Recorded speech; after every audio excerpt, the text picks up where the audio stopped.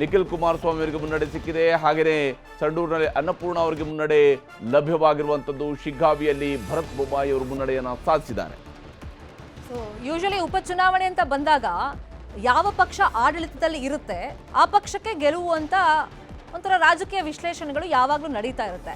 But ಈ ಸಲದ ಪ್ರಮುಖ 3 ಕ್ಷೇತ್ರಗಳ ಉಪಚುನಾವಣೆಯನ್ನು ಗಮನಿಸಿದಾಗ, ಎಕ್ಸಿಟ್ ಪೋಲನ್ನು ಗಮನಿಸಿದಾಗ ಆ ಪಕ್ಷಗಳು ಅಲ್ಲೇ ಉಳಿಸ್ಕೊಳ್ತಾವೆ ಕ್ಷೇತ್ರವನ್ನ ಅಂತ ಹೇಳಿತ್ತಲ್ಲ. ಸೊ ಆ ನಿಟ್ಟಲ್ಲೂ ಕೂಡ ರಾಜಕೀಯ ವಲಯದಲ್ಲಿ ಚರ್ಚೆ ಆಗ್ತಿದೆ. ಇನ್ಫ್ಯಾಕ್ಟ್ ಅದ್ರ ಬಗ್ಗೆನೂ ಕೂಡ ನಮ್ಮ ಅತಿಥಿಗಳ ಹತ್ರ ಒಂದು ಕಮೆಂಟನ್ನು ತಗೊಳ್ಬೋದು ಅನ್ಸುತ್ತೆ. ಎಸ್, ಇಲ್ಲಿ ಈಗಾಗಲೇ ಆರಂಭಿಕ ಮುನ್ನಡೆ ಭರತ್ ಬೊಮ್ಮಾಯಿ ಅವರು ಮುನ್ನಡೆಯನ್ನು ಸಾಧಿಸಿರುವಂಥದ್ದು. ಹಾಗೆಯೇ ಸಂಡೂರಿನಲ್ಲಿ ಅನ್ನಪೂರ್ಣ ಅವರು ಮುನ್ನಡೆಯನ್ನು ಸಾಧಿಸಿರುವಂಥದ್ದು ಮತ್ತು ನಿಖಿಲ್ ಕುಮಾರಸ್ವಾಮಿ ಅವರು ಚನ್ನಪಟ್ಟಣದಲ್ಲಿ ಮುನ್ನಡೆಯನ್ನು ಸಾಧಿಸಿರುವಂಥದ್ದು. ಮಹೇಶ್ ಗೌಡ್ರೆ, 5 ತಿಂಗಳು ಮುಂಚೆನೇ DK ಶಿವಕುಮಾರ್ ಅವ್ರು ಏನು ಮಾಡ್ತಾರೆ ಅಂತ ಹೇಳಿದ್ರೆ, ಪ್ರತಿ ಪಂಚಾಯಿತಿ ಮಟ್ಟದಲ್ಲಿ ಒಂದು ಸಭೆಯನ್ನು ಮಾಡ್ತಾರೆ ಹರಿಪ್ರಸಾದ್ ಜಿ. ಅದರಲ್ಲಿ ಸರ್ಕಾರಿ ನೌಕರರು ಎಲ್ಲರೂ ಬಂದಿರ್ತಾರೆ. ಇಡೀ ಜನತೆಯ ಮುಂದೆ ಸರ್ಕಾರಿ ನೌಕರರನ್ನು ಅವಮಾನ ಮಾಡ್ತಾರೆ. ಆ ಸರ್ಕಾರಿ ನೌಕರರ ಅವಮಾನ ಹೇಗಾಗಿದೆ ಅನ್ನೋದಕ್ಕೆ ಎಲ್ಲರೂ ಒಂದು ಕಡೆ ಪಶ್ಚಾತ್ತಾಪ ವ್ಯಕ್ತಪಡಿಸ್ತಾರೆ. ಏನು ಜನಗಳ ಮುಂದೆ ನಮ್ಮನ್ನು ಅವಮಾನ ಮಾಡ್ತಾ ಇದ್ದಾರಲ್ಲ 5 ತಿಂಗಳಿಂದ ಬಂದುಬಿಟ್ಟು, ನಾವೆಲ್ಲ ಅವ್ರದ್ದೇ ಸರ್ಕಾರ, ಅವ್ರದ್ದೇ ಸರ್ಕಾರಿ ನೌಕರರು ಅಂತೇಳಿ ಅದನ್ನು ನಾನು ಹತ್ತಿರದಿಂದನೂ ಸಹ ನೋಡಿದ್ದೀನಿ.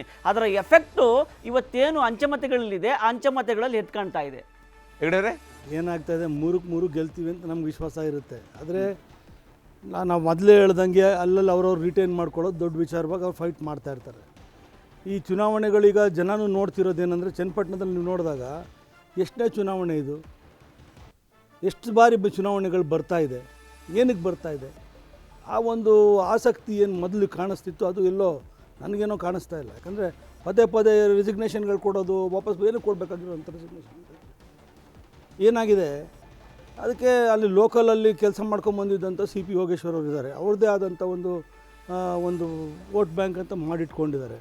ನೋಡೋಣ. ಐ ಥಿಂಕ್ ನನ್ನ ಪ್ರಕಾರ ಯೋಗೇಶ್ವರ್ ಅವ್ರು ಗೆಲ್ತಾರಲ್ಲಿ. ಸಂಡೂರಲ್ಲಿ ನಾವು ಗೆಲ್ತೀವಿ ಅಂತ ಒಂದು ವಿಶ್ವಾಸ ಸಂಪೂರ್ಣವಾಗಿದೆ.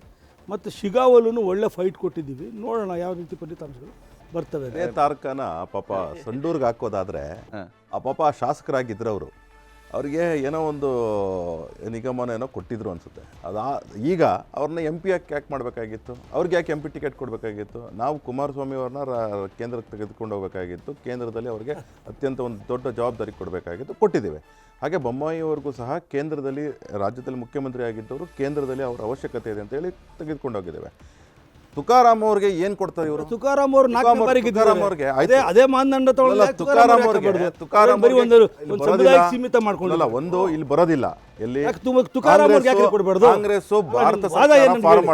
ಭಾರತ ಸರ್ಕಾರ ಫಾರ್ಮ್ ಮಾಡಲ್ಲ ಗೊತ್ತಿತ್ತು. ತುಕಾರಾಮ್ ಅವ್ರಿಗೆ ಕೊಟ್ಟು ಸ್ಕ್ಯಾಂಡಲ್ ಮಾಡಿ 87 ಕೋಟಿ ಒಪ್ಕೊಂಡು ಮುಖ್ಯಮಂತ್ರಿಗಳು ತುಕಾರಾಮ್ ಅವರು ಎಲೆಕ್ಷನ್ಗೆ ಗೆಲ್ಸ್ತಕ್ಕಂಥ ಅವಶ್ಯಕತೆ ಏನಿದೆ?